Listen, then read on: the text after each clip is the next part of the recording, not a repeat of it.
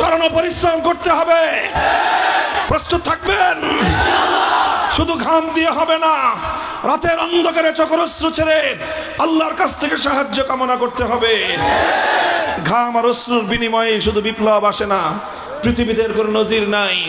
তবে ঘাম আর অশ্রু দিয়ে যে কোনো জমিন বিপ্লবের জন্য উর্বর হয়ে ওঠে। কথা বলেন ঠিক কিনা? ঘাম দিয়ে অশ্রু দিয়ে মাটি যখন বিপ্লবের জন্য উর্বর হবে, তখন এই বিপ্লবের জন্য শহীদ ঈদগাহে আবু সাঈদ আর মুক্তাদের মতো আল কোরআনের রাজ করতে মাথায় কাফনের কাপড় পরে শহীদ রক্ত দেওয়ার জন্য কারা কারা প্রস্তুত থাকবো? হাত তুলে শপথ করো।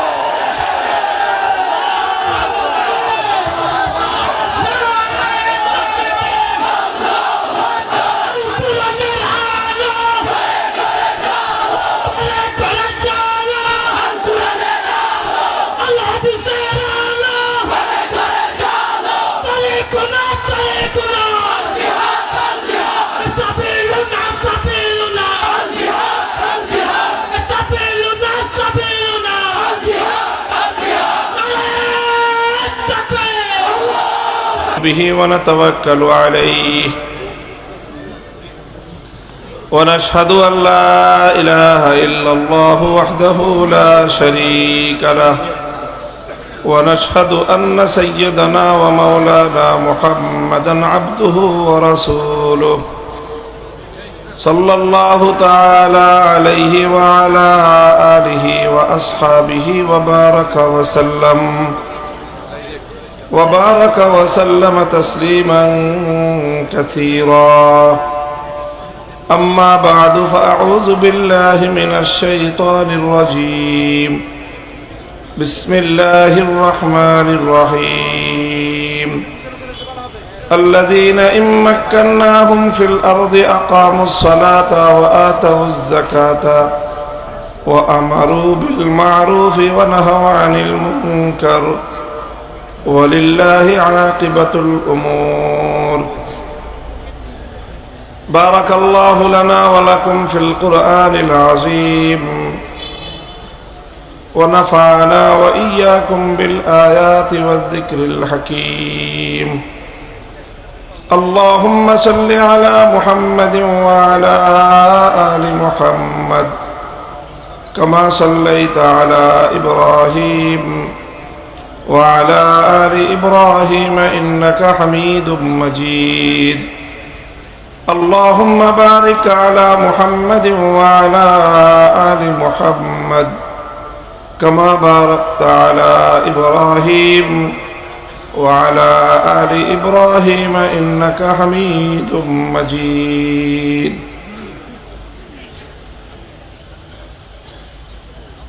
محترم حضرت صدر جلسہ, উপস্থিত হযরত উলামায়ে কেরাম, সম্মানিত বয়োজ্যেষ্ঠ মুরব্বী সাহেবান, সমবেত ইসলাম প্রিয় নবী প্রেমিক তাওহীদি মুসলমান ভাই ও বন্ধুগণ, হেফাজতে ইসলাম বাংলাদেশ রাউজান উপজেলা শাখার উদ্যোগে আয়োজিত আজকের এই আজিমুশ শান রিসালাত সম্মেলনে আল্লাহ পাক রব্বুল আলামিন আমাদেরকে সমবেত হওয়ার তৌফিক দিয়েছেন।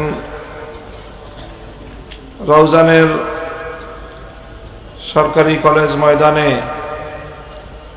শাইখুল ইসলাম আল্লামা আহমদ শফি, কায়েদে মিল্লাত আল্লামা জুনায়েদ বাবুনগরী, আল্লামা শাহ মুহিবুল্লাহ বাবুনগরী, হযরত উলামায়ে কেরামের এবং বাংলাদেশের মাটি ও মানুষের হৃদয়ের সংগঠন বাংলাদেশের ইসলাম, মানবতা, দেশ এবং জাতির অতন্দ্র প্রহরী হেফাজতে ইসলামের ঐতিহাসিক সম্মেলন অবশ্যই এই অঞ্চলের মানুষের জন্য একটি উল্লেখযোগ্য ঘটনা। ইনশাআল্লাহ এভাবেই মাটি, মানুষ এবং মিল্লাতের জন্য হেফাজতে ইসলাম বাংলাদেশ তার তৎপরতা অব্যাহতভাবে পালন করে যাবে। হেফাজতে ইসলাম বাংলাদেশ ইসলামের যে কোনো প্রয়োজনে মাঠে ময়দানে সর্বোচ্চ ত্যাগ এবং কোরবানির নজরানা পেশ করার দৃষ্টান্ত অতীতেও রেখেছে, ভবিষ্যতেও তার সেই দৃঢ় প্রত্যয় রাখে। আমরা জানি, বিশ্বাস করি, বাংলাদেশের ইতিহাস প্রমাণ করে বাংলাদেশে দেশের স্বাধীনতা এবং ইসলাম এক সূত্রে গাঁথা। বাংলাদেশের স্বাধীনতা এবং ইসলাম এক সূত্রে গাঁথা। বাংলাদেশে ইসলামের উপর আঘাত মানেই হলো বাংলাদেশের স্বাধীনতার উপর হামলা। কাজেই বাংলাদেশের ইসলাম যদি কখনো বিপন্ন হয়, আক্রান্ত হয়, বাংলাদেশের স্বাধীনতা বিপন্ন হবে। কাজেই বাংলাদেশের স্বাধীনতার পক্ষ বিপক্ষ শক্তির নির্ণয়ের মানদণ্ড হলো যারা বাংলাদেশে ইসলাম বিরোধী তারাই বাংলাদেশের স্বাধীনতার শত্রু। যারা বাংলাদেশে ইসলামের পক্ষ শক্তি তারাই বাংলাদেশের স্বাধীনতার পক্ষ শক্তি। এটা শত বছরের ইতিহাসের দ্বারাই বাংলাদেশের এই পক্ষ বিপক্ষ শক্তির নির্ণীত হয়েছে। কাজেই আমাদেরকে মনে রাখতে হবে, আমরা যারা আল্লাহর দ্বীন ইসলামকে হেফাজতের ঐতিহাসিক এই কাফেলায় সম্মিলিত হয়েছি, আমাদের ভূমিকার উপরেই বাংলাদেশের স্বাধীনতা নির্ভর করছে। কাজেই আমাদেরকে দেশ, জাতি এবং মিল্লাতের স্বার্থে আরো দৃঢ় প্রত্যয়ী এবং আরো শক্তিশালী ভূমিকা আগামী দিনে পালন করতে হবে ইনশাআল্লাহ। আল্লাহ আমাদেরকে তৌফিক দান করেন। মুহতারাম হাজিরিন, আমি পবিত্র কোরআনে কারীমের সূরাতুল হজ্জের 41 নম্বর আয়াত তেলাওয়াত করেছি। এটি একটি ঐতিহাসিক আয়াত, যে আয়াতের মধ্যে আল্লাহ পাক রব্বুল আলামিন ইসলামী রাজনীতি এবং ইসলামী রাষ্ট্র ব্যবস্থার মৌলিক দৃষ্টিভঙ্গি আল্লাহ তুলে ধরেছেন। যারা মনে করে যে রাষ্ট্র থেকে ইসলামকে বিচ্ছিন্ন করবে, যারা মনে করে যে রাষ্ট্রের সঙ্গে ধর্ম বা ইসলামের সম্পর্ক থাকা উচিত নয়, তাদের জন্য স্পষ্ট বার্তা, তাদের বিরুদ্ধে ইসলামের পরিষ্কার অবস্থান ঘোষিত হয়েছে কোরআনে কারীমের এই আয়াতের মধ্যে। আল্লাহ বলেছেন, আল্লাযীনা ইম্মাক্কান্নাহুম ফিল আরদি আকামুস সালাতা ওয়া আতাউয যাকাতা ওয়া আমারু বিল মা'রুফি ওয়া নাহাউ আনিল মুনকার ওয়ালিল্লাহি আকিবাতুল উমুর। যদি ইমানদার এবং মুসলমানদেরকে আল্লাহ পাক রাষ্ট্র ক্ষমতা দান করেন, সেক্ষেত্রে ক্ষমতায় গিয়ে যে কোনো মুসলিম, যে কোনো মুমিন তার দায়িত্ব এবং কর্তব্য কি হবে তার স্পষ্ট একটা রূপরেখা আল্লাহ কোরআনে কারীমের এই আয়াতে তুলে ধরেছেন। আল্লাহ বলেছেন, আমি যদি ইমানদারদেরকে, মুমিন মুসলমানদেরকে রাষ্ট্র ক্ষমতা দেই, তাহলে তারা ক্ষমতায় গিয়ে সর্বপ্রথম 4টি কাজ তারা করবে ধারাবাহিকভাবে। কয় কাজ? 4 কাজ তারা করবে। প্রথম কাজ হলো আকামুস সালাত। তারা রাষ্ট্র ক্ষমতা দিয়ে রাষ্ট্রের মধ্যে মুসলিম নাগরিকদের মধ্যে সর্বপ্রথম তারা নামাজ কায়েম করবে। তারা গোটা রাষ্ট্রের মধ্যে নামাজ কায়েম করবে, সালাত কায়েম করবে। এটা হলো রাষ্ট্র ক্ষমতা প্রাপ্ত মুসলমানদের প্রথম কাজ। দ্বিতীয় নম্বর কাজ হলো ওয়া আতাউয যাকাত। তারা যাকাত ব্যবস্থা বাস্তবায়ন করবে। সমাজের মধ্যে যাকাত ব্যবস্থা প্রতিষ্ঠার মাধ্যমে তারা ইসলামী অর্থনৈতিক যে কার্যকলাপ, ইসলামের যে অর্থনৈতিক সিস্টেম পদ্ধতি, সেটাকে প্রতিষ্ঠা করবে। 3 নম্বর কাজ হবে ওয়া আমারু বিল মা'রুফ। তারা সৎ কাজের আদেশ দিবে। আদেশের অর্থ হলো মানুষকে অর্ডার করবে, আহ্বান করবে, শুধু তা নয়, দাওয়াত দিবে, শুধু তা নয়। দাওয়াতের জন্য ইসলামের আদেশ ভিন্ন, আহ্বান করার জন্য ইসলামের আদেশ ভিন্ন। রাষ্ট্র ক্ষমতা পেলে মুমিনদের জন্য করণীয় হলো সৎ কাজের আদেশ জারি করা, সার্কুলার জারি করে মানুষকে সৎ কাজ করার জন্য বাধ্য করবে। 3 নম্বর দায়িত্ব এটা। 4র্থ নম্বর দায়িত্ব হলো ওয়া নাহাউ আনিল মুনকার। শরীয়ত গর্হিত নিষিদ্ধ কাজগুলোকে তারা মানুষকে বাধা প্রদান করবে, নিষেধ করবে। শুধু বিরত থাকতে আহ্বান জানাবে না, শুধু বিরত থাকার দাওয়াত দিবে না, বরং ক্ষমতা এবং বল প্রয়োগ পূর্বক, শক্তি প্রয়োগ করে শরীয়ত বিরোধী যাবতীয় কার্যকলাপকে ইসলামী রাষ্ট্রের মধ্যে তারা বাধা প্রদান করবে। এই চারটা দায়িত্ব কোরআনে কারীমের সূরাতুল হজ্জের 41 নম্বর আয়াতের মধ্যে আল্লাহ প্রদান করেছেন। যে কোনো মুমিন বা মুসলিম যখন রাষ্ট্র ক্ষমতা পাবে, তো রাষ্ট্র ক্ষমতা প্রয়োগ করে অন্যান্য কাজের আগে এই চারটা কাজ তারা আদায় করবে। মুহতারাম হাজিরিন, আমরা জানি যে ইসলাম ধর্মের মধ্যে কোরআন এবং হাদিসের অসংখ্য বর্ণনার দ্বারা কথা সাব্যস্ত যে ঈমানের পরে ইসলাম ধর্মের সবচেয়ে গুরুত্বপূর্ণ বিধান হলো নামাজ। ঈমানের পরে সবচেয়ে গুরুত্বপূর্ণ বিধান নামাজ। বুনিয়াল ইসলামু আলা খামসিন শাহাদাতি আল্লা ইলাহা ইল্লাল্লাহ ওয়া ইকামিস সালাত ওয়া ইতাইজ যাকাত। যে ইসলামের যে 5 স্তম্ভ আরকানে খামসা, সেই 5 স্তম্ভের মধ্যে প্রথম হলো ঈমান, দ্বিতীয়টাই হলো নামাজ। নামাজ হলো ইসলামের সবচেয়ে গুরুত্বপূর্ণ বিধান, সবচেয়ে গুরুত্বপূর্ণ আমল। কোরআন বলছে মুসলমানরা রাষ্ট্র ক্ষমতা পেলে তাদের প্রথম কাজ হবে ইসলামের গুরুত্বপূর্ণ আমল নামাজকে রাষ্ট্রের মধ্যে, জনগণের মধ্যে, মুসলিম সমাজের মধ্যে তারা বাস্তবায়ন করবে, নামাজকে তারা কায়েম করবে। নামাজ কায়েম করার মাধ্যমে একদিকে যেরকম মানুষের আধ্যাত্মিক উন্নতি হবে, একদিকে যেরকম মানুষের পরকালীন কল্যাণ হবে, অপরদিকে এই নামাজের মাধ্যমে মানুষের জাগতিক এবং রাষ্ট্রের ইহকালীন প্রভূত কল্যাণও সাধন হবে। আমরা জানি নামাজের যে বৈশিষ্ট্য আল্লাহ কোরআনে কারীমের মধ্যে উল্লেখ করেছেন সূরাতুল আনকাবুতে, ইন্নাস সালাতা তানহা আনিল ফাহশাই ওয়াল মুনকার। নামাজের বৈশিষ্ট্য হলো নামাজ মানুষকে অন্যায় এবং অশ্লীল কাজ থেকে বিরত রাখে।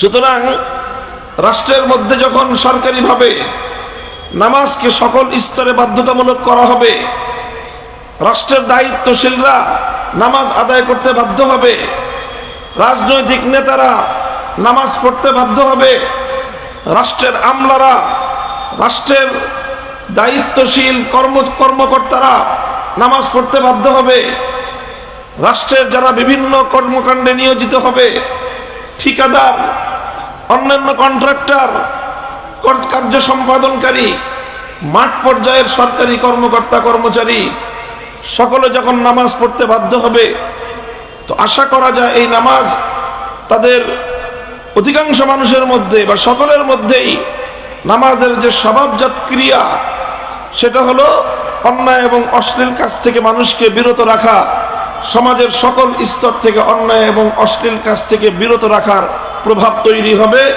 অন্যায় এবং অশ্লীল কাজ সমাজ থেকে অনেকাংশেই কমে যাবে। এর ফলাফল কি দেখা দিবে? আমি আবারও বলছি, একদিকে যেরকম পরকালীন উন্নতি হবে, আধ্যাত্মিক উন্নতি হবে, সঙ্গে সঙ্গে জাগতিক উন্নতি তো এটাও হবে যে মানুষের মধ্যে নীতি নৈতিকতার উন্নয়ন ঘটবে। তখন আর ব্রিজ কালভার্ট নির্মাণে রডের বদলে বাঁশের ব্যবহার দেখা যাবে না। তখন আর সিমেন্টের পরিবর্তে মাটি ব্যবহার করার এই অনৈতিক কার্যকলাপ সমাজের মধ্যে দেখা যাবে না। তখন জনগণের গম চুরি করে মানুষকে তাদের প্রাপ্য অধিকার থেকে বঞ্চিত করবার ঘটনা কমে যাবে। রাষ্ট্রের বিভিন্ন পর্যায়ে দুর্নীতি ব্যাপক হারে লাঘব হবে ইনশাআল্লাহ। তখন সমাজের প্রত্যেকটি উন্নয়নমূলক কাজ দীর্ঘস্থায়ী এবং টেকসই হবে। এটা শুধুমাত্র আল কোরআনুল কারীমের তাত্ত্বিক কোনো বিষয় নয়, বরং এটা ইতিহাস দ্বারা প্রমাণিত ঐতিহাসিক সত্য। খলিফাতুল মুসলিমিন ওমরে ফারুক রাদিয়াল্লাহু তাআলা আনহু ইসলামী ইতিহাস নয়, শুধু পৃথিবীর ইতিহাসে ধর্ম বর্ণ নির্বিশেষে সকল মানুষের কাছে গ্রহণযোগ্য একজন স্বীকৃত ঐতিহাসিক সফল রাষ্ট্রনায়ক। তিনি কিভাবে পৃথিবীর ইতিহাসে সফলতার এই সর্বজন স্বীকৃত আসন লাভ করলেন, খলিফা ওমরের ইতিহাস পাঠ করলে দেখা যায় তিনি যে তার রাষ্ট্র পরিচালনা করতেন, তার অন্যতম মৌলিক নীতি যেটা ছিল, তিনি তার রাষ্ট্রের অর্ধজাহানের প্রতিটি শাসক, প্রত্যেকজন গভর্নর, প্রত্যেক এলাকার দায়িত্বশীলের কাছে রাষ্ট্রীয় সার্কুলার, ফরমান জারি করেছিলেন, ইন্না আহাম্মা উমুরিকুম ইনদি আস-সালাত ফামান হাফিজাহা ফাহুয়া লিমা সিওয়াহা আহফাজ ওয়া মান দাইয়াহা ফাহুয়া লিমা সিওয়াহা আদিয়া। হযরত ওমর বলেছিলেন যে দেখো হে আমার রাষ্ট্রের গভর্নর, শাসকরা, আমার নিকট, আমার দৃষ্টিতে তোমাদের সবচেয়ে গুরুত্বপূর্ণ দায়িত্ব হলো নামাজকে বাস্তবায়ন করা। যেই শাসক, যেই গভর্নর, যেই আমলা, যেই সচিব, যেই দায়িত্বশীল তার এলাকায় নামাজ বাস্তবায়নের ক্ষেত্রে সে দক্ষতার পরিচয় দিবে, লক্ষ্য রাখবে, তার প্রশাসনিক অন্য সব কাজ আরো সুন্দরভাবে সুচারুরূপে পরিচালিত হবে। আর যেই দায়িত্বশীল নামাজের ব্যাপারে গাফলতি করবে, নামাজ ব্যবস্থাপনাকে ধ্বংস করবে, সে তার প্রশাসনিক প্রতিটি সেক্টরে, প্রতিটি কাজের মধ্যে আরো বেশি ধ্বংসাত্মক ভূমিকা সে পালন করবে। এই জন্য খলিফা ওমরের সকল শাসকবর্গ ইতিহাসের পাতায় তারা সাফল্যের স্বাক্ষর রেখেছিলেন। আমরা বিশ্বাস করি আজও এই ঝঞ্ঝা বিক্ষুব্ধ পৃথিবীতে দুর্নীতির দায়ে বারবার একটি কলঙ্কের কালিমা লেপ্টে যাওয়া বাংলাদেশের কপালেও যদি আবার সেই রাষ্ট্রীয় ফরমান বঙ্গভবন থেকে, রাষ্ট্রীয় সচিবালয় থেকে জারি হয়, বাংলাদেশের প্রতিটি অঞ্চলের গভর্নরদের কাছে, প্রতিটি অঞ্চলের ডিস্ট্রিক্ট কন্ট্রোলার, ডিসিদের কাছে, কমিশনারদের কাছে, সবাই তোমরা যথাযথভাবে রাষ্ট্রের মধ্যে নামাজ ব্যবস্থা বাস্তবায়ন করো। আমরা আস্থার সঙ্গে বলতে পারি আমার বাংলাদেশ থেকে আর কোনোদিন এভাবে গণহারে মানুষের অর্থ লোপাট হয়ে, বিদেশে পাচার হয়ে বাংলাদেশের জনগণের ভাগ্য দিয়ে বিদেশে বেগম পাড়া করে উঠবে না। এই জন্য ইসলামী রাষ্ট্র ব্যবস্থার প্রথম দায়িত্বই হলো নামাজকে বাস্তবায়ন করা। 2 নম্বর দায়িত্ব আল্লাহর নবী আল্লাহ পাক বলেছেন ওয়া আতাউজ যাকাত, যাকাত ব্যবস্থা বাস্তবায়ন করা। যাকাতের ব্যবস্থার মূল কথা আমরা জানি, তুখাযু মিন আগনিয়াইহিম ওয়া তুরাদ্দু আলা ফুকারাইহিম। যাকাত ব্যবস্থার মূল কথাই হলো সমাজের ধনীদের কাছ থেকে যাকাতের পোরশনটা গ্রহণ করে সেই সমাজের দরিদ্রদের মধ্যে সেটা বন্টন করা হবে।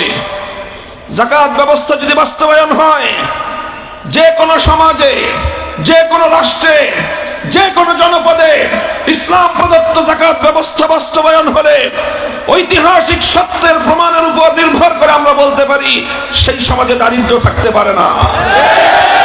দারিদ্র্য বিমোচনে পৃথিবীর ইতিহাসে যাকাতের মতো সফল আর দ্বিতীয় কোনো কর্মসূচি নাই।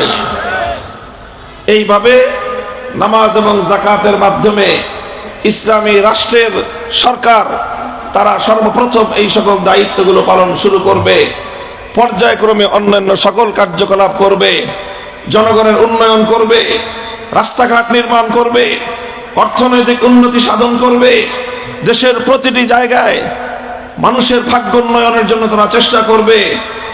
দেশ এগিয়ে যাবে এবং দেশ এগিয়ে যাওয়ার ক্ষেত্রে এই সকল কাজগুলো বুনিয়াদী এবং মৌলিক ভূমিকা পালন করবে। মুহতারাম হাজিরিন, এটা হলো কোরআনে কারীমের আয়াতের একটু সামান্য আলোকপাত আমি করলাম। তবে আমার আলোচনার মূল লক্ষ্য আরেকটা বিষয় সাব্যস্ত করা, আরেকটা বিষয়কে জাতির সামনে তুলে ধরা, যেই বিষয়ে দীর্ঘদিন ধরে আমাদের জাতিকে বিভ্রান্ত করার চেষ্টা করা হয়েছে, জাতির মধ্যে ভুল মেসেজ তুলে ধরার চেষ্টা করা হয়েছে। শুধু তাই নয়, জাতিকে বিভ্রান্তই নয়, বরং লক্ষ কোটি মুসলমানদের হৃদয় থেকে ঈমান নামক অমূল্য সম্পদ হরণ করার চেষ্টা করা হয়েছে। এক দল, একটা শ্রেণী, একটা গ্রুপ, তারা দীর্ঘ অর্ধ শতাব্দী কাল পর্যন্ত দেশের মানুষের কাছে যে বার্তা পৌঁছে দিয়েছে সেটা হলো রাষ্ট্রের সঙ্গে ধর্মের কোনো সম্পর্ক থাকতে পারে না, রাষ্ট্রের সঙ্গে ধর্মের কোনো সম্পর্ক রাখা যাবে না। এই কথা বলতে বলতে বলতে বলতে অসংখ্য অগণিত মুসলমান মানুষের হৃদয়ের মধ্যে তারা এই কুফরি বিশ্বাসকে এমনভাবে প্রবিষ্ট করে দিয়েছে, তারা নামাজ পড়ে অথচ তারা আল্লাহর কোরআনের এই বিধানের প্রত্যক্ষভাবে বিরোধিতা করে বেঈমানের উপর রূপান্তরিত হয়েছে তারা। আজ গোটা বাংলাদেশ ব্যাপী এই কুফরি এই সাইলাবের মোকাবেলায় আমাদেরকে বুক টান করে দাঁড়িয়ে যেতে হবে, কথাগুলো বলতে হবে। অর্থাৎ এই আয়াত থেকে একটা বিষয় দ্ব্যর্থহীনভাবে প্রমাণিত হয়, নামাজ কায়েম করা ইসলামের বিধান কিনা? জোরে বলেন, নামাজ কায়েম করা ইসলামের বিধান কিনা?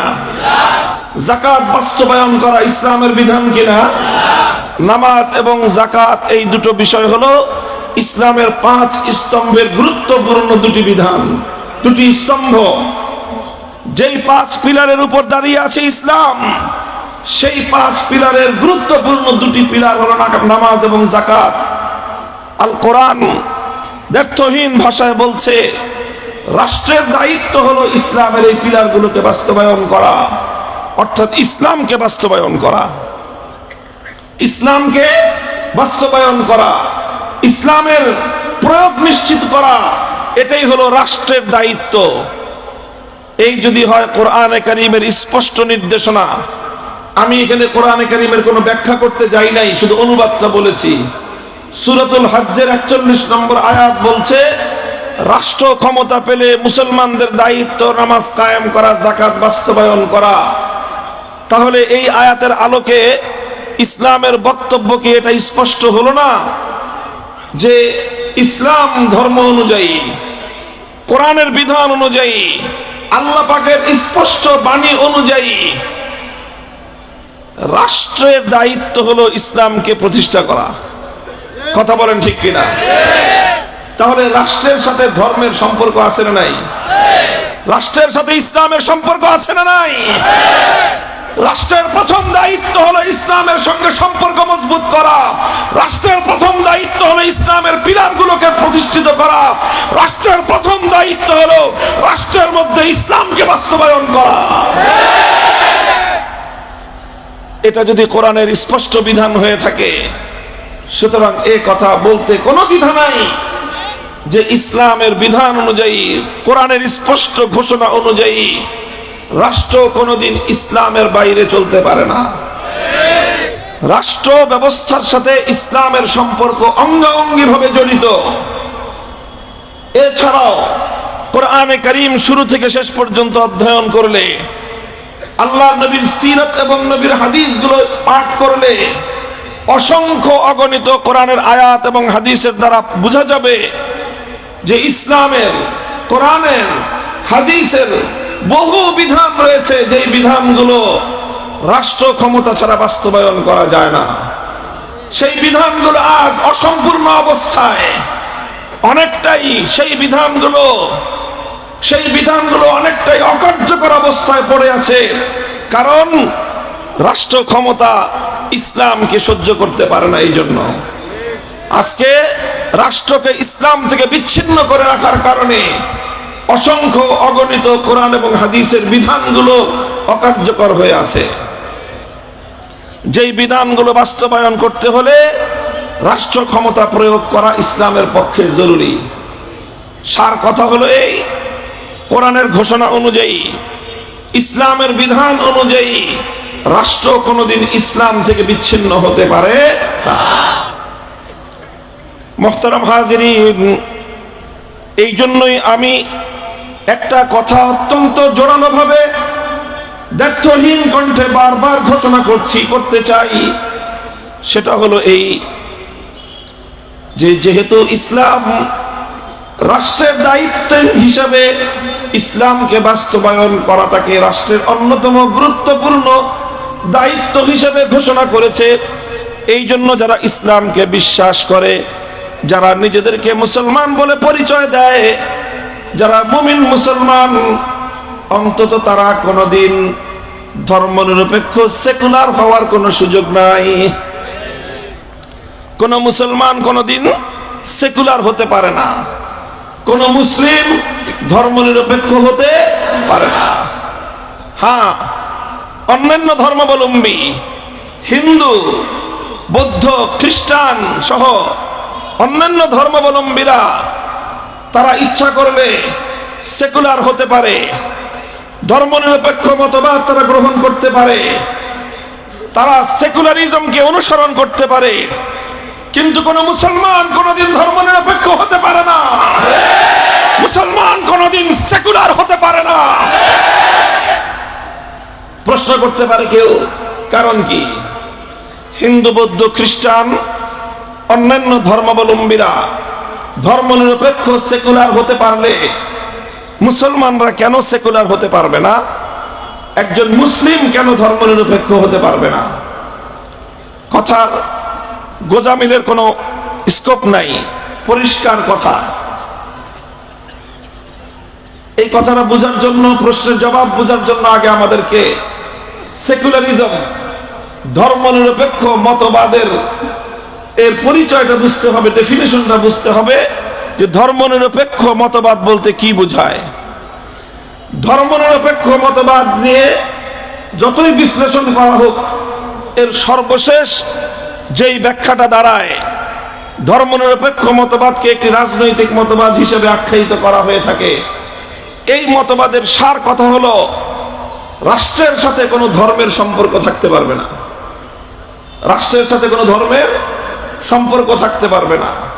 এটাই হলো সেকুলারিজম, এটাই হলো ধর্মনিরপেক্ষ মতবাদ। হ্যাঁ, রাষ্ট্র ধর্মের বিরুদ্ধেও যেতে পারবে না, আবার রাষ্ট্র কোনো ধর্মের সাথে কোনো সম্পর্ক রাখতে পারবে না। এটাই হলো সেকুলারিজম।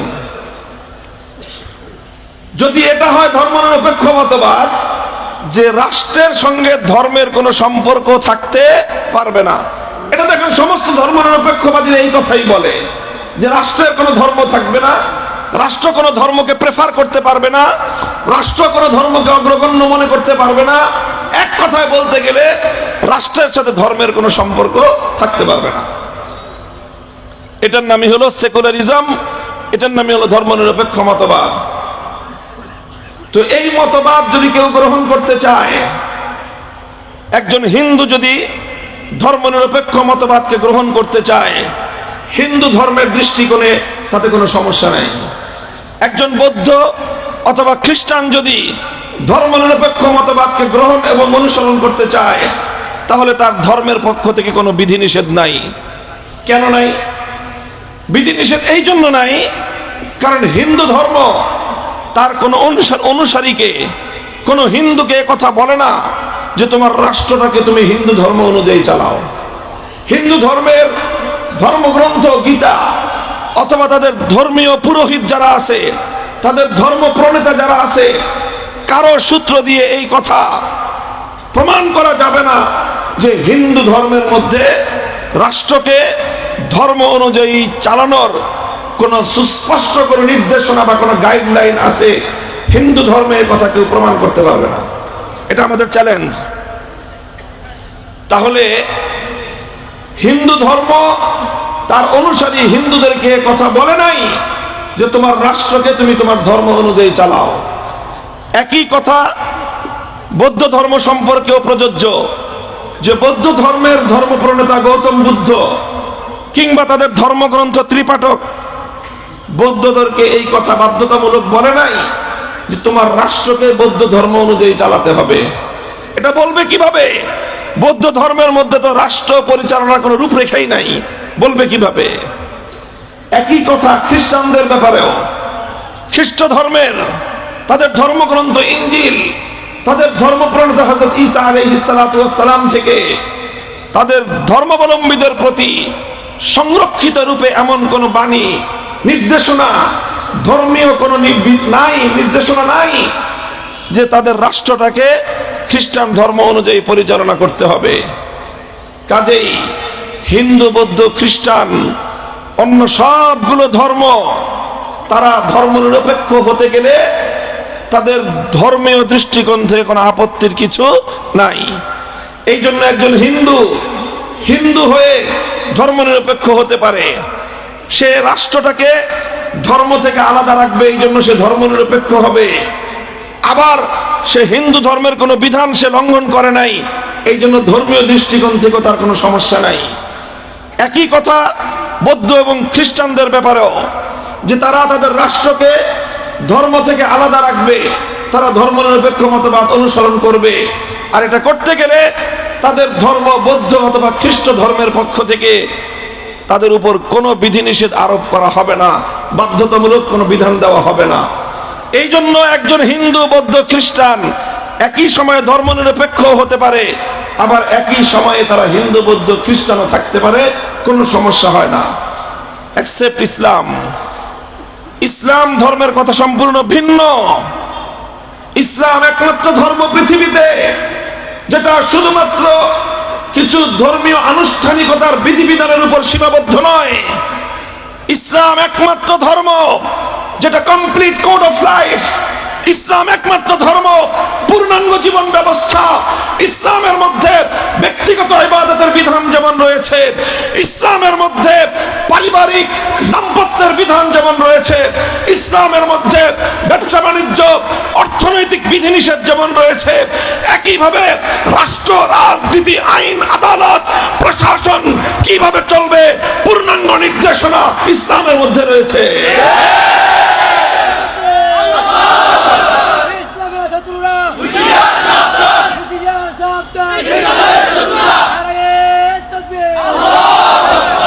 এই কারণেই ইসলাম যেহেতু পূর্ণাঙ্গ জীবন ব্যবস্থা, ইসলাম পূর্ণাঙ্গ জীবন ব্যবস্থা, মুকাম্মাল নিজামে হায়াত, এই জন্য ব্যক্তিগত ইবাদত যেরকম ইসলামের একটা অঙ্গ, পারিবারিক জীবন সংক্রান্ত ইসলামের বিধান এটা যেমন ইসলামের একটা অঙ্গ, ইসলামী অর্থ ব্যবস্থা এটাও ইসলামের একটা অঙ্গ, ইসলামী রাজনৈতিক ব্যবস্থা এটাও ইসলামের একটা অঙ্গ।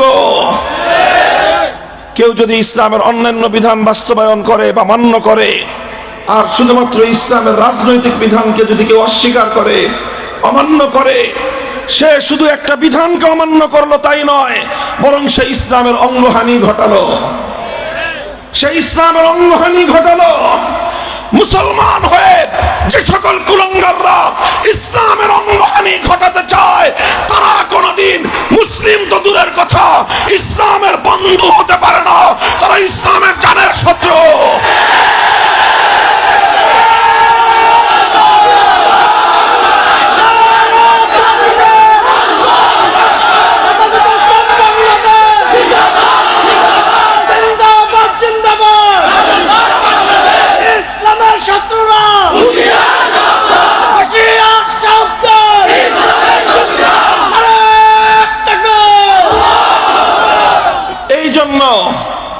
কোন মুসলমান সেকুলারিজম, ধর্মনিরপেক্ষ মতবাদের অনুসারী হতে পারে না।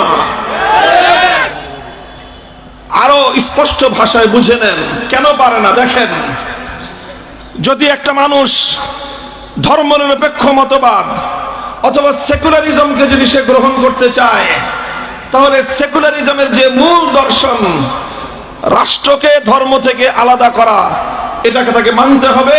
এটা না মানলে সে ধর্মনিরপেক্ষ হতে পারে না, স্বধর্মনিরপেক্ষ মতবাদের অনুসারী হতে পারে না।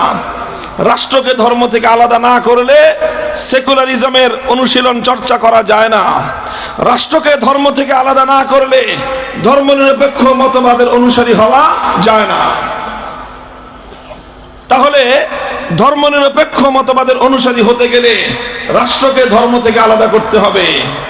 আর ইসলাম মানতে গেলে কোশ্চিনকালেও রাষ্ট্রকে ধর্ম থেকে বিচ্ছিন্ন করা যাবে না। ইসলাম বলে রাষ্ট্রকে ধর্মের আন্ডারে, অধীনে নিয়ে আসো।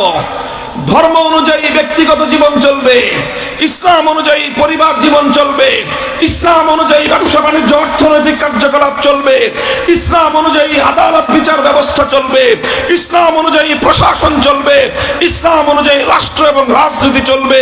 এটাই ইসলামের চূড়ান্ত কথা, এটাই ইসলামের শেষ কথা। কাজেই কেউ যদি ইসলাম মানতে চায়, রাষ্ট্রকে ইসলামের আন্ডারে আনতে হবে। ধর্মনিরপেক্ষ মতবাদ অনুসরণ করতে চাইলে রাষ্ট্রকে ইসলাম থেকে বিচ্ছিন্ন করতে হবে। কাজেই একজন মানুষ একই সঙ্গে ইসলাম মেনে রাষ্ট্রকে ধর্মের আন্ডারে আনা, আবার ধর্মনিরপেক্ষ মতবাদ মেনে রাষ্ট্রকে ধর্ম থেকে বিচ্ছিন্ন করা, এই দুই কাজ, অর্থাৎ এমন দুই দিকে যাত্রা করা দুই নৌকায় কোনোদিন একজন মানুষ আরোহণ করতে পারে না। তোমাকে যে কোনো একটা চয়েস করতে হবে, যে কোনো একটা বেছে নিতে হবে। হয় তোমাকে বলতে হবে তুমি রাষ্ট্রকে ধর্ম থেকে আলাদা রাখতে চাও, সেক্ষেত্রে তুমি ধর্ম নিরপেক্ষ হতে পারবা, মুসলমান থাকতে পারবা না।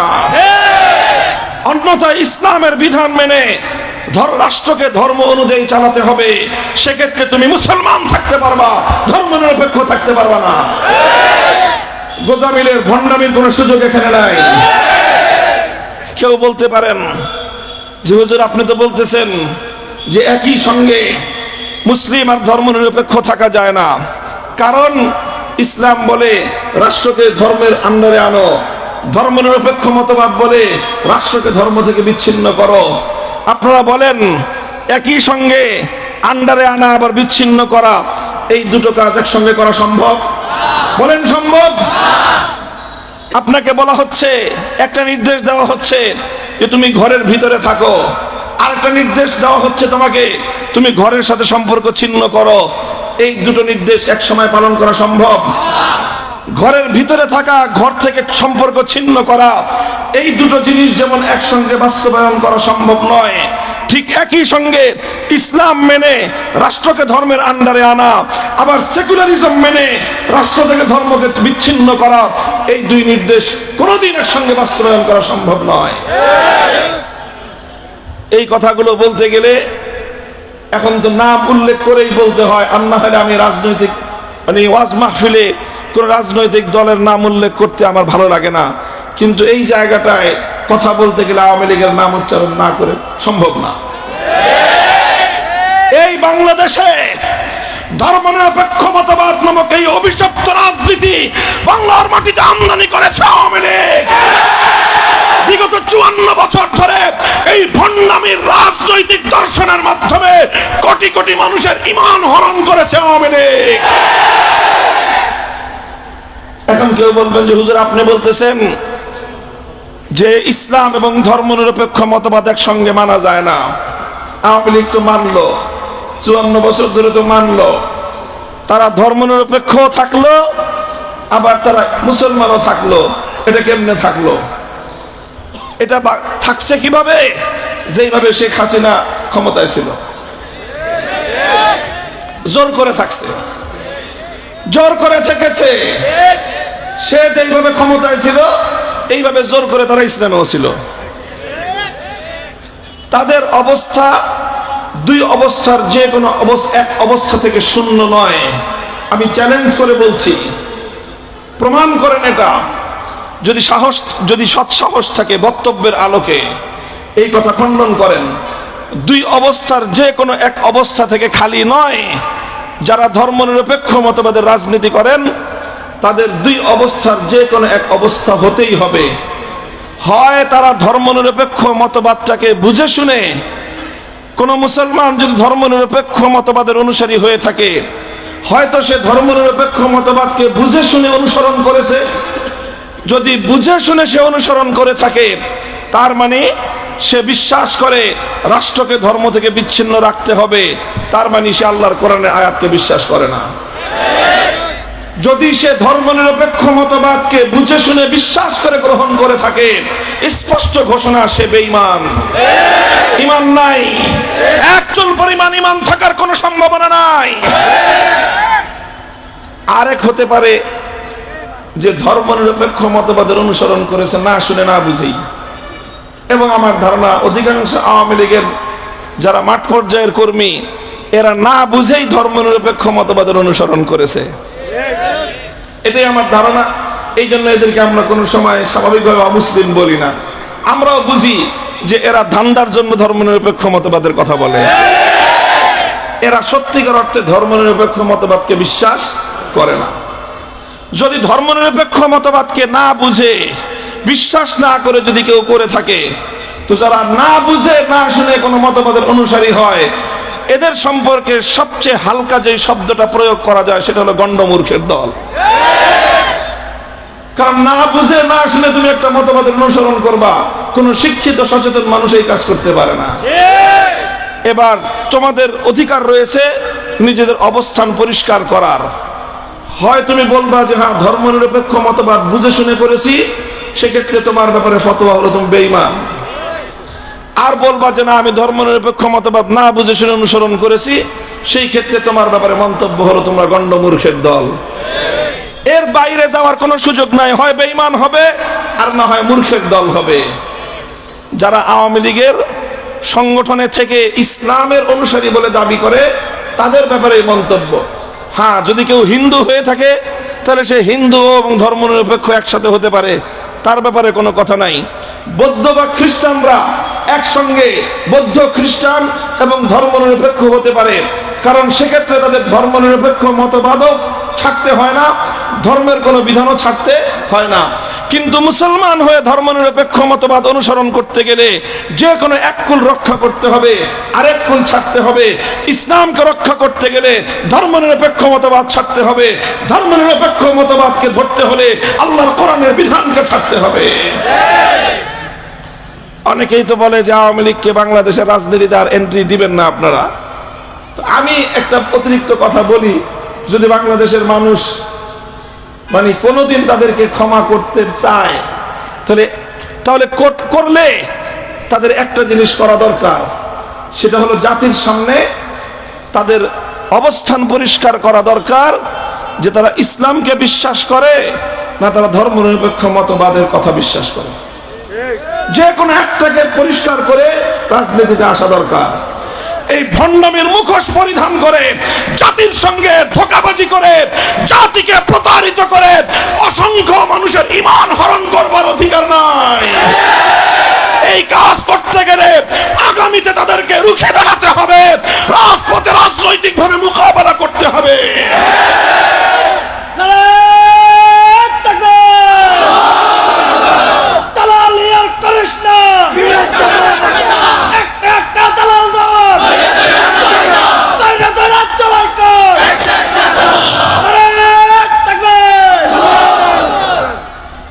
মুহতারাম হাজিরিন, এতক্ষণ পর্যন্ত আমি যে আলোকপাত করলাম এই আলোচনার সার কথা কোরআনের আলোকে, ইসলামের অকাট্য বিধানের আলোকে, ইসলামের বিধান মতে, ইসলামের দৃষ্টিতে কোন মুসলিম, কোন মুমিন রাজনৈতিক মতবাদ হিসেবে ধর্মনিরপেক্ষ মতবাদকে গ্রহণ করতে পারে না। অনেকে কেউ মনে করতে পারেন যে শুধু আমি আওয়ামী লীগের নামই নিলাম। আওয়ামী লীগ বাংলাদেশে তারা স্বঘোষিত ধর্মনিরপেক্ষ মতবাদের আমদানিকারক, বাংলাদেশের প্রতিষ্ঠাতা, বাংলাদেশের মার্কেটিংকারী এবং বাংলাদেশে তারা ধর্মনিরপেক্ষতা মতবাদের সোল এজেন্ট। এই জন্য তাদের কথা বললাম। রাজনৈতিক দল হিসেবে আলোচনা করতে গেলে আওয়ামী লীগের নাম আসার সাথে সাথে বিএনপির নামও আসে। তাদের কথাও পরিষ্কার আমাদের বলতে হয়। বিএনপির রাজনৈতিক দর্শনের মধ্যে আমরা অতীতে যেটুকু খুঁজে পাই, বিএনপির প্রতিষ্ঠাতা মরহুম শহীদ প্রেসিডেন্ট জিয়াউর রহমান সাহেব ক্ষমতায় এসে বাংলাদেশের সংবিধান থেকে ধর্মনিরপেক্ষ মতবাদকে তিনি মাইনাস করেছেন। ভারতের মতবাদ দিল্লিতে পাঠিয়ে দিয়ে তার জায়গায় সংবিধানে আল্লাহর উপর অবিচল আস্থা এবং বিশ্বাসকে তিনি সংযুক্ত করেছিলেন। বিসমিল্লাহির রহমানির রহিম সংযুক্ত করে সংবিধানকে তিনি আক্ষরিক অর্থে হলেও কিছুটা ইসলামের অধীনে আনবার একটা প্রয়াস পেয়েছেন। পূর্ণটা হয় নাই, সিংহভাগও হয় নাই, 80% হয় নাই, 90% হয় নাই, 2-4% ইসলামের সঙ্গে সংবিধানকে, রাষ্ট্রকে তিনি সম্পৃক্ত করার চেষ্টা করেছেন। এখন বর্তমান সময়ের বিএনপির রাজনৈতিক মতাদর্শ নিয়ে মানুষের মধ্যে এক ধরনের ঘোলাটে পরিস্থিতি তৈরি হয়েছে, এক ধরনের দ্বিধা সংশয় এবং এক ধরনের এই সকল বিষয়কে নিয়ে ধূম্রজাল সৃষ্টি হয়েছে। বিএনপি অনেক সময় অনেক নেতারা তারা তাদের রাজনৈতিক দর্শন হিসেবে ধর্মনিরপেক্ষ মতবাদের কথাও তারা বলে বসে থাকেন। আমাদের কথা হলো সবিনয় জিজ্ঞাসা, আপনারা পরিষ্কার করেন যে আপনারা আপনাদের প্রতিষ্ঠাতা সেই ধর্মনিরপেক্ষ মতবাদ বিরোধী রাজনৈতিক দর্শনের উপর আছেন না আপনারা আপনাদের রাজনৈতিক দর্শন পরিবর্তন করেছেন।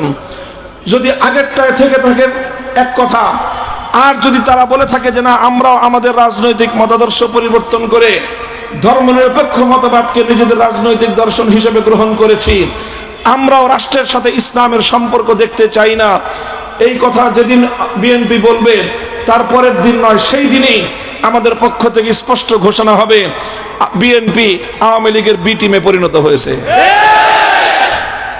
কাজেই এই বিষয়ে তাদের জাতির সামনে তাদের বক্তব্য স্পষ্ট করতে হবে। আর না হয় এভাবেই যদি চলতে থাকে, যে কোনো সময় তাদের গায়েও ধর্মনিরপেক্ষ কুফরি মতবাদের ট্যাগ লাগবে এবং এর জন্য তারাই দায়ী থাকবে।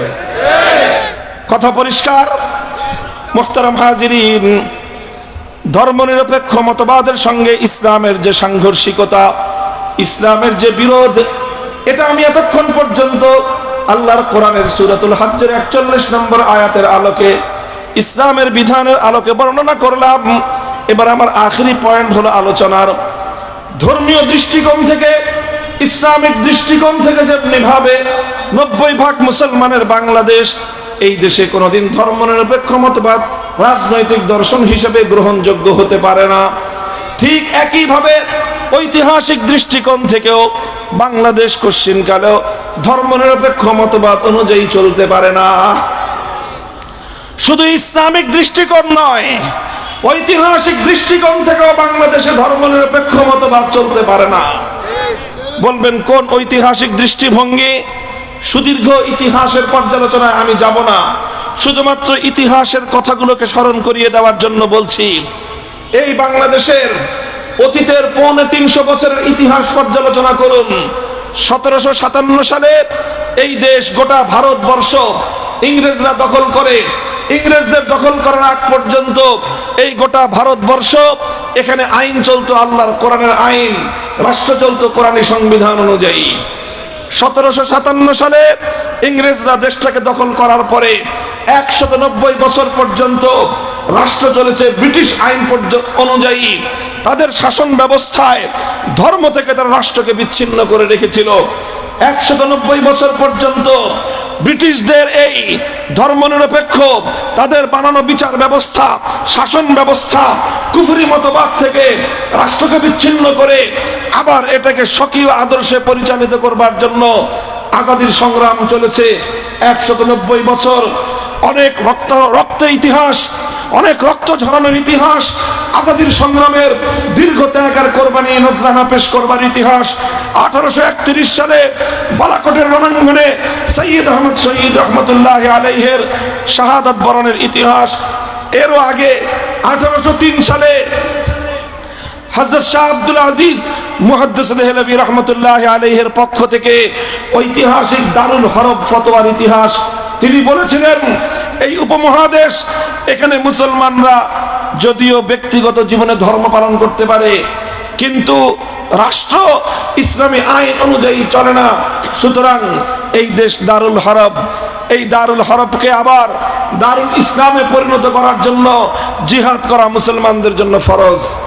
এই ফতোয়া দিয়েছিলেন শাহ আব্দুল আজিজ রহমতুল্লাহ আলাইহি, যে একটি কুফরি দেশকে, একটি অনইসলামিক দেশকে আবার ইসলামী রাষ্ট্রে পরিণত করার জন্য জিহাদ বাধ্যতামূলক হওয়ার ফতোয়া দেওয়ার পরে 1831 সালে বালাকোটের রণাঙ্গনে ইংরেজদের বিরুদ্ধে আজাদির সংগ্রাম হয়েছে, মুক্তির লড়াই হয়েছে, ইসলামের জন্য জিহাদ হয়েছে।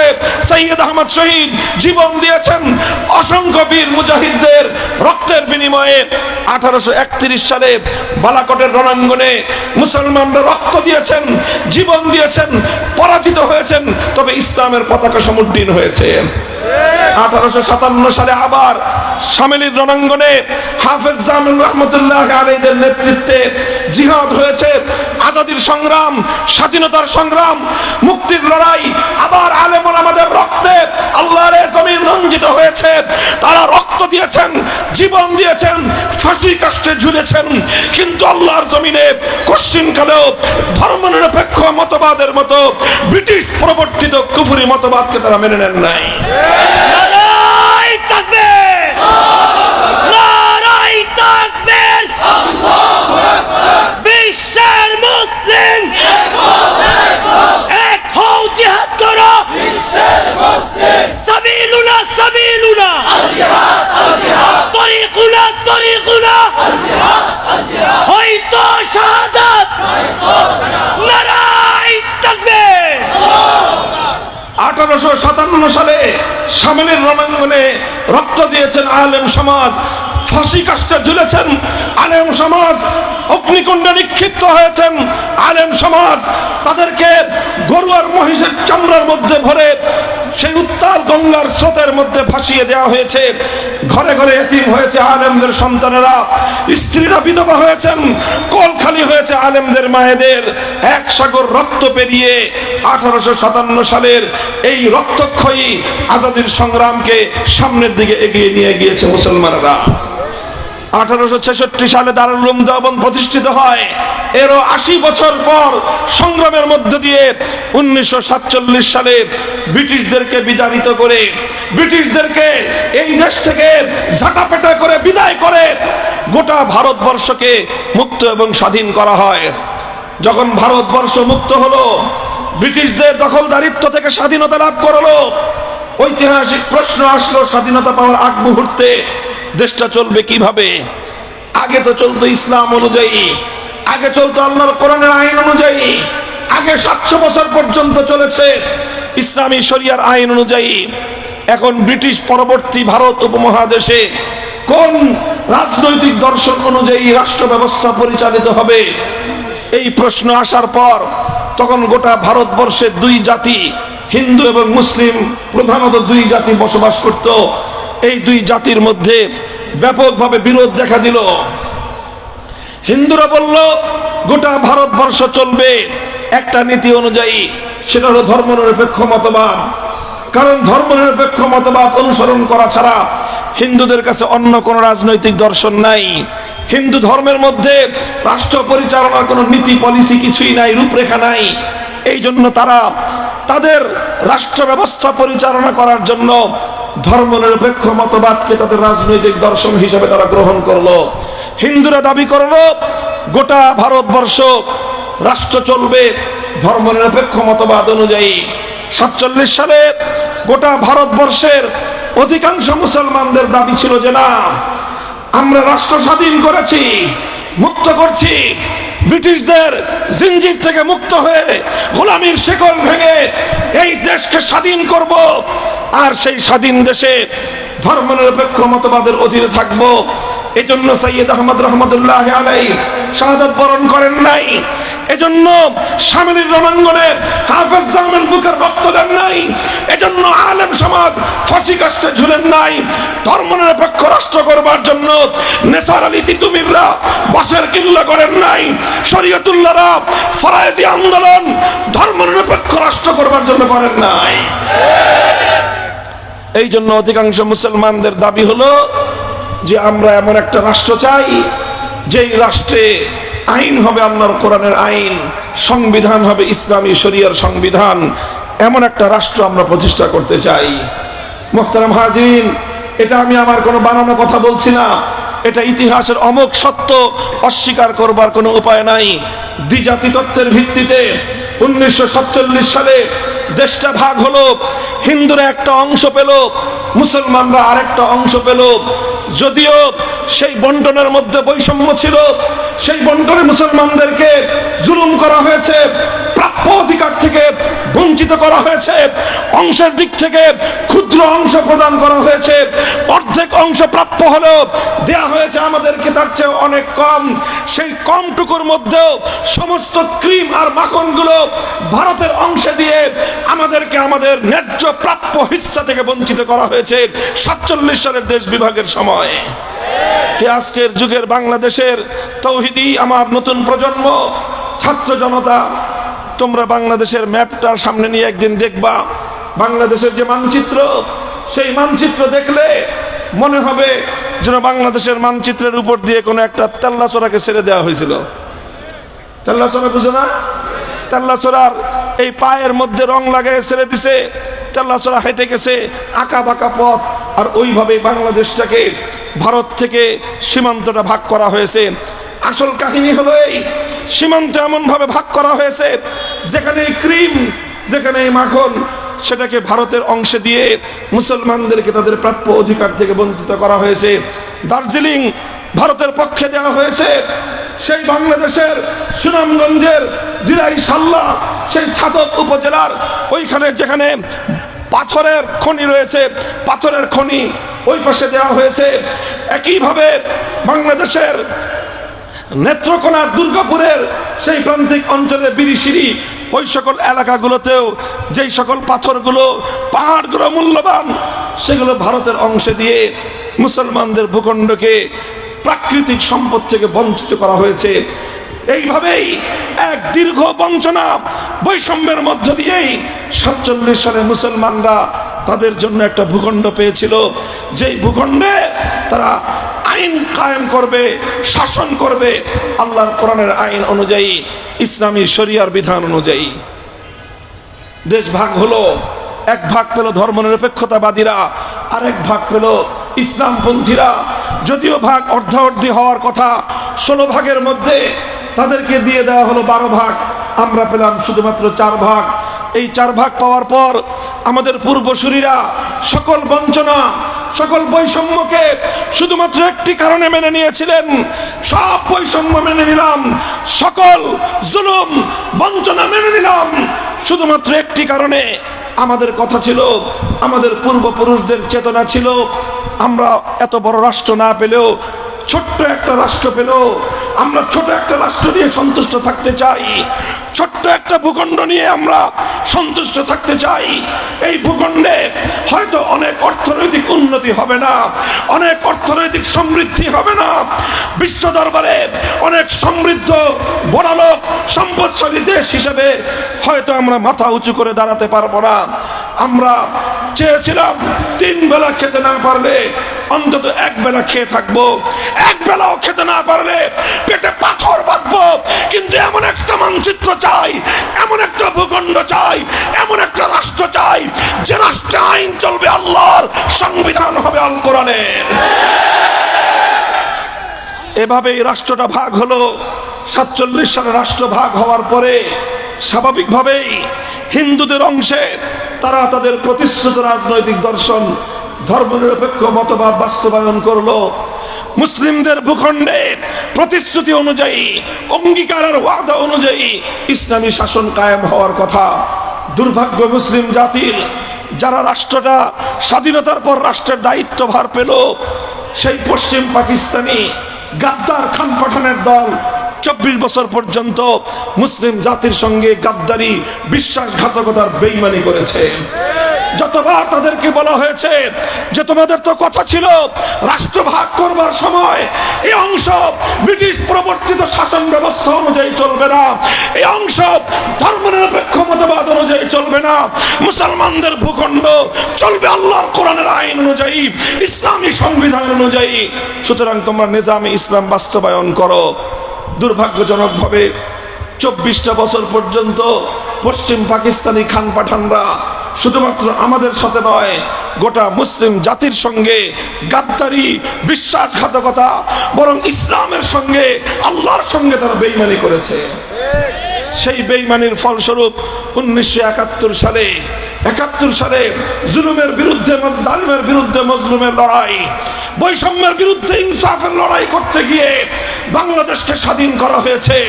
এই দেশটাকে ভেঙে পশ্চিম পাকিস্তানিদের জুলুম স্বৈরতন্ত্রকে খতম করে স্বাধীন বাংলার মাটিতে ইনসাফ এবং ন্যায়ের সাম্যের পতাকা উড্ডীন করবার জন্য দেশটাকে মুক্ত স্বাধীন করা হয়েছিল। 71-এর 16ই ডিসেম্বর দেশটা মুক্ত হলো, স্বাধীন হলো, কিন্তু দুর্ভাগ্য আমাদের পিছু ছাড়লো না। দুর্ভাগ্য আমাদেরকে আরো আষ্টে পৃষ্ঠে জড়িয়ে ধরলো। আমরা মনে করেছিলাম 9 মাসের মুক্তিযুদ্ধের মাধ্যমে আমরা স্বাধীন হয়েছি, 9 মাসের মুক্তিযুদ্ধের মাধ্যমে আমরা জুলুমের শৃঙ্খল থেকে মুক্ত হয়েছি। এদেশের মানুষ মনে করেছিল 9 মাসের মুক্তিযুদ্ধের মধ্য দিয়ে বাংলাদেশ সকল আধিপত্যবাদের বিরুদ্ধে মোকাবেলা করে স্বকীয়তা, স্বাধীনতা নিয়ে মাথা উঁচু করে দাঁড়াবার সক্ষমতা অর্জন করেছে। কিন্তু অত্যন্ত পরিতাপের বিষয়, 1 মাস যেতে না যেতেই এদেশের মানুষের স্বপ্ন ভঙ্গ হলো। বাংলাদেশের স্বাধীনতার যুদ্ধে নেতৃত্ব দানকারী আওয়ামী লীগের নেতা মরহুম শেখ মুজিবুর রহমান সাহেব, উনি স্বাধীনতার পরে পশ্চিম পাকিস্তানের কারাগার থেকে মুক্ত হয়ে বাংলাদেশে না এসে সোজা যায় গেলেন লন্ডনে। লন্ডন থেকে তার বিমান বাংলাদেশের স্বাধীন মাটিকে স্পর্শ করে নাই, তার আগেই স্পর্শ করেছে। তার বিমান ল্যান্ড করেছে নয়াদিল্লিতে। বৈঠক হয়েছে ভারতের তৎকালীন প্রধানমন্ত্রী শ্রীমতী ইন্দিরা গান্ধীর সঙ্গে। ইন্দিরা গান্ধী তখনই শেখ মুজিবুর রহমান সাহেবকে বলে দিয়েছিলেন, স্বাধীন করেছো তোমরা দেশ, কিন্তু এই দেশ এখন চলবে ভারতের নিয়ম অনুযায়ী, ভারতের নিয়ম অনুযায়ী। এবং সেভাবেই ভারতের সংবিধানের মৌলচার নীতি, ধর্মনিরপেক্ষ মতবাদ, জাতীয়তাবাদ, গণতন্ত্র এবং সমাজতন্ত্র, ভারতের স্বাধীনতার মৌলচার নীতিকে বাংলাদেশের স্বাধীনতার চাল মূলনীতি সাব্যস্ত করে ৭২ সালে যে সংবিধান করা হলো, সেই সংবিধানের মাধ্যমে স্বাধীন বাংলাদেশকে ভারত মাতার চরণ তলে বলি দেওয়া হয়েছে। বাংলাদেশটাকে ভারতের শৃঙ্খলে আবদ্ধ করবার জন্য, ভারতের গোলামীর শৃঙ্খল দিয়ে বেঁধে রেখে বাংলাদেশের স্বাধীনতার অর্জনকে হরণ করবার চেষ্টা করা হয়েছে। মুহতারাম হাজিরিন, এর চেয়ে আর বেশি তিক্ত কথা এখন আর বলতে চাই না। বলতে চাই, ৪৭ সালে দেশ ভাগ হয়েছিল যেই প্রতিশ্রুতির উপর, ধর্মনিরপেক্ষ মতবাদ অনুযায়ী চলবে ভারত, আর মুসলমানদের ভূখণ্ড চলবে ইসলাম অনুযায়ী। এই শর্তের উপর দেশটা ভাগ হলো, জমিন ভাগাভাগি হলো, আমরা বঞ্চিত হলাম, বৈষম্যের শিকার হলাম। আমাদের প্রাপ্য অধিকার থেকে বঞ্চিত করে আমাদেরকে অনেক বড় জায়গার বিনিময়ে দেওয়া হলো ক্ষুদ্র জায়গা। আমরা সবটা মেনে নেওয়ার পরেও ৭১ সালে ভারত এইভাবে স্বাধীনতা যুদ্ধে সহযোগিতার নাম করে বাংলাদেশকে চিরদিনের জন্য তার গোলাম রাষ্ট্রে পরিণত করবার পায়তারা চালিয়েছিল। মুহতারাম হাজিরিন, এইভাবে এই জন্যই আমরা বলি ৭২ সালের সংবিধান এটা ছিল বাংলাদেশের মুক্তিযুদ্ধে গলা টিপে হত্যা করবার সংবিধান। ৭২-এর সংবিধান ছিল বাংলাদেশকে তার ১০০০ বছরের ইচ্ছা এবং অভিপ্রায় থেকে ভারত মাতার চরণ তলে বলি দেওয়ার সংবিধান।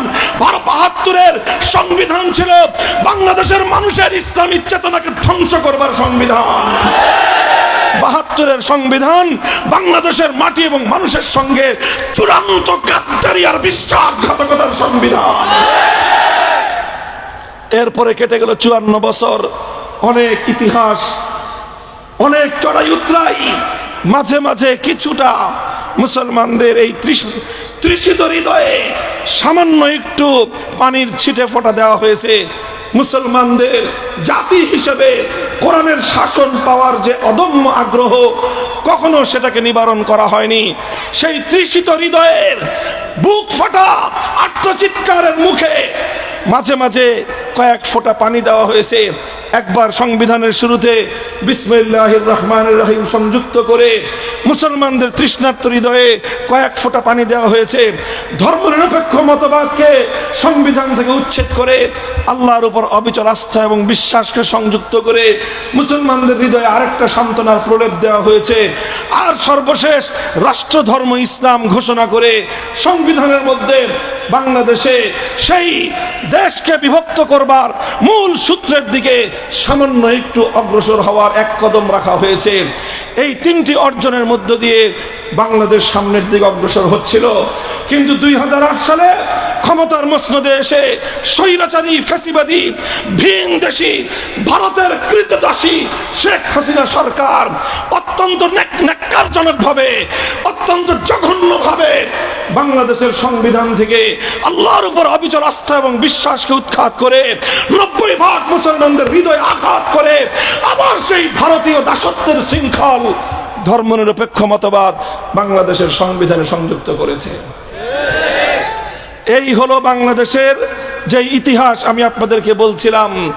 এখন আমি আমার কনক্লুশন, আমি আমার সমাপ্তিমূলক আহ্বান জানাতে চাই, বলতে চাই, যেটা যেই আদর্শের ভিত্তিতে দেশ ভাগ হয়েছিল সেই আদর্শ আজও পর্যন্ত অমীমাংসিত রয়েছে।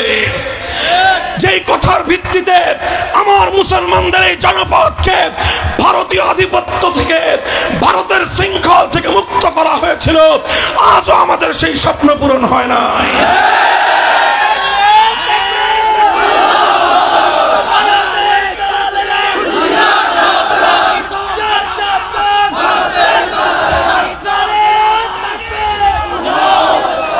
আমরা স্বাধীন দিন এই বাংলার মাটিতে দাঁড়িয়ে স্পষ্ট ঘোষণা করতে চাই, শুধু মানচিত্রের স্বাধীনতা আর পতাকার স্বাধীনতা পেয়ে বাংলার দামাল সন্তানরা আর নিশ্চুপ নীরব বসে থাকবে না। আগামীর বাংলাদেশ নির্মিত হবে 47-এর চেতনা, 71-এর মুক্তিযুদ্ধ এবং 24-এর স্বৈরাচারী ফ্যাসিবাদ বিরোধী সংগ্রামের ঘোষণার ভিত্তিতে। সেই বাংলাদেশ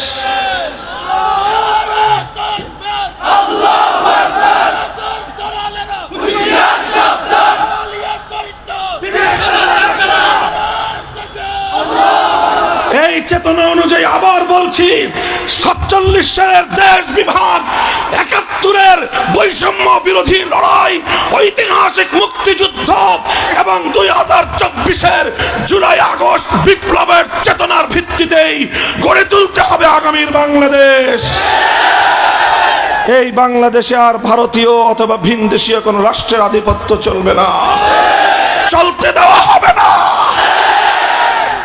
আমরা বাংলাদেশের আগামীর দিনে অন্তত ধর্মনিরপেক্ষ মতবাদ নামক ভারতীয় পশ্চাৎপদ কুফরি মতবাদ বাংলার সংবিধানে বরদাস্ত করব না, বরদাস্ত করব না।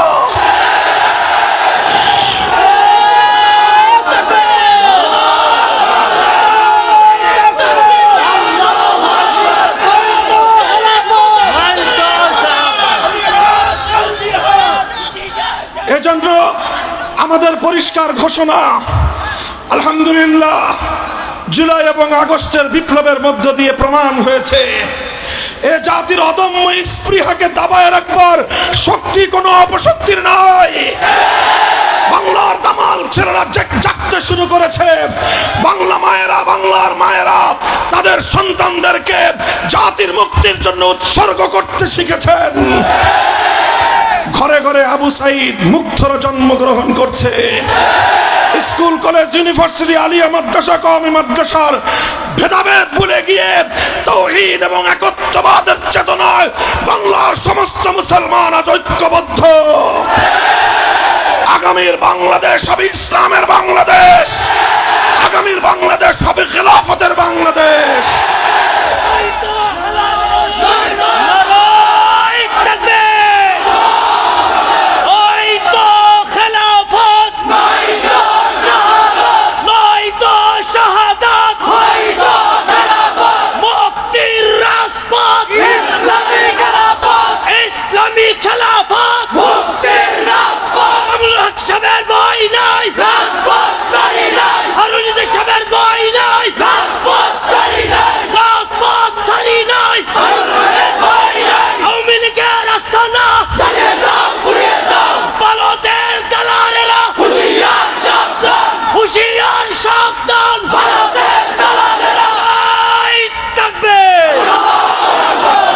আমরা আমাদের রাজনৈতিক এজেন্ডা পরিষ্কার করে দিলাম। আমাদের রাজনৈতিক এজেন্ডা মুসলমানদের ভূখণ্ডকে আল্লাহর কোরআনের বিধান অনুযায়ী পরিচালনা করতে হবে। ইসলামকে মাইনাস করে কোন রাজনৈতিক মতবাদ শাহজালালের পুণ্যভূমিতে চলতে পারে না। সংগ্রামী সাথী ও বন্ধুগণ, কাজে আজ আমাদের ব্যর্থহীন বক্তব্য, আমরা একটি সুন্দর বাংলাদেশ গড়তে চাই। দেখো, তাকিয়ে দেখো, খোরাসানের মুসলমানরা জেগে উঠেছে, আল্লাহর দ্বীন বিজয়ী হয়েছে। সিরিয়ার মুসলমানরা জেগে উঠেছে, দামিশকের মানারাতুন বাইজা সেই শুভ্র মিনারা মুক্ত স্বাধীন হয়েছে। ইনশাআল্লাহ বাংলার মুসলমানরা আজ জাগ্রত প্রায়, বাংলার মুসলমানরা তাওহীদি চেতনায় উজ্জীবিত। সংগ্রামী সাথী ও বন্ধুগণ, 2024-এর 5ই আগস্ট স্বৈরাচারী ফ্যাসিবাদী যুগের নব্য ফেরাউন শেখ হাসিনা বাংলাদেশ ছেড়ে তার প্রভুদের দেশে আশ্রয় নেওয়ার 1 ঘন্টার মধ্যে বাংলাদেশে যেই ঘটনাটা সংঘটিত হয়েছে সারা দুনিয়া মিডিয়ার মাধ্যমে দেখেছে। সেই ঘটনা হলো, এটাই বাংলাদেশের আগস্ট বিপ্লবের আইকন, এটাই হলো বাংলাদেশের আগস্ট বিপ্লবের আইকনিক প্রেজেন্টেশন। সেটা হলো একটা জিনিস, 1 ঘন্টার ব্যবধানে কোন নেতার ঘোষণা দিতে হয় নাই, কোন নেতার নেতৃত্বের প্রয়োজন হয় নাই। বিপ্লবী বাংলার সাধারণ তৌহিদি জনতা টেকনাফ থেকে তেতুলিয়ায় মুসলমানদের জাতীয় জনপদে যত ভাস্কর্য নামক মূর্তি ছিল ভেঙে গুড়িয়ে দিয়েছে। আলহামদুলিল্লাহ, মুসলমানদের জনপদ থেকে মূর্তি অপসারণ করা হয়েছে, কিন্তু কোন হিন্দু ধর্মাবলম্বীদের মন্দিরে সংরক্ষিত কোন প্রতিমার গায়ে ফুলের আঁচড় দেওয়া হয় না। প্রমাণ হয় আগস্ট বিপ্লবের সৈনিকেরা ছিল সাম্প্রদায়িক সম্প্রীতিতে বিশ্বাসী। আগস্ট বিপ্লব পরবর্তী বাংলাদেশ সাম্প্রদায়িক সম্প্রীতিতে বিশ্বাসী বাংলাদেশ। হিন্দু বৌদ্ধ খ্রিস্টান যার যার ধর্ম নিজ নিজ আঙ্গিকে স্বাধীনভাবে নিরাপদভাবে পালন করবে। সেই নিরাপত্তার জন্য যা করতে হয় হেফাজতে ইসলাম বাংলাদেশ তাই করবে। যার যার ধর্ম তোমরা নিজ নিজ অঙ্গনে পালন করবে, কিন্তু ভাগে পাওয়া মুসলমানদের ভূখণ্ডের জাতীয় স্থাপনায় আর কোনোদিন কোনো মূর্তি বরদাস্ত করা হবে না। যদি সেটা শেখ মুজিবুর রহমান সাহেবের মূর্তি হোক, সেটা জিয়াউর রহমান সাহেবের মূর্তি হোক, মুসলমানদের জনপদে সমস্ত মূর্তি ভেঙে গুড়িয়ে দেওয়া হবে।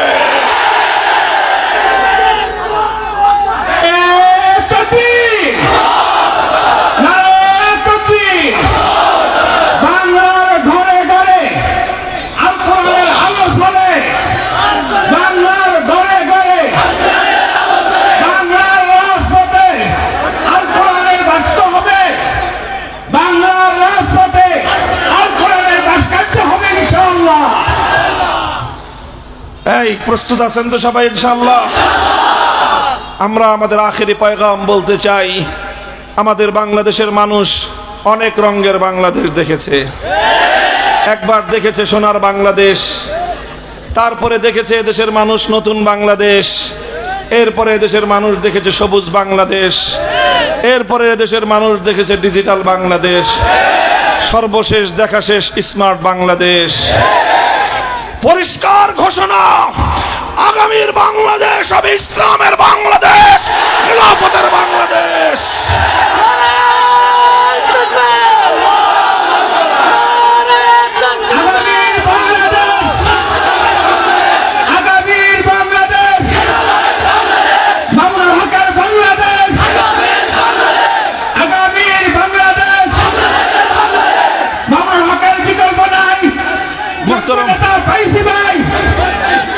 মোহতারাম হাজিরিন, ব্যক্তিগত স্লোগানের প্রয়োজন নাই।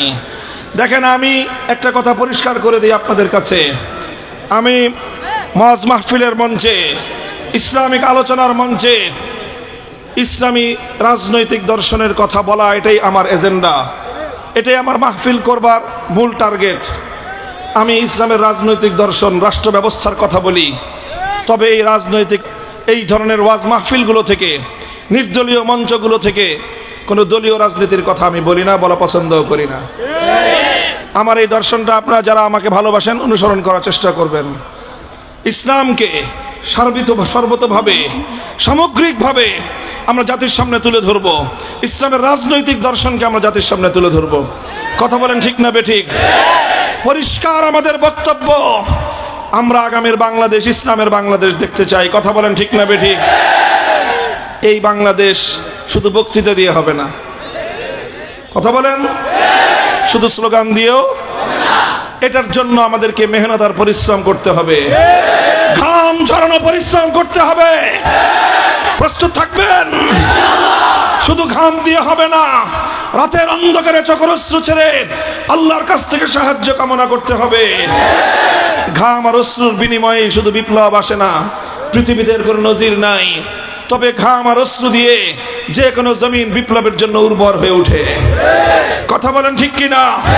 ঘাম দিয়ে অশ্রু দিয়ে মাটি যখন বিপ্লবের জন্য উর্বর হবে, তখন এই বিপ্লবের জন্য শহীদি ঈদগাহে আবু সাঈদ আর মুক্তাদের মতো আল কোরআনের রাজ করতে মাথায় কাফনের কাপড় পরে শহীদি রক্ত দেওয়ার জন্য কারা কারা প্রস্তুত থাকবো? হাত তুলে শপথ করো।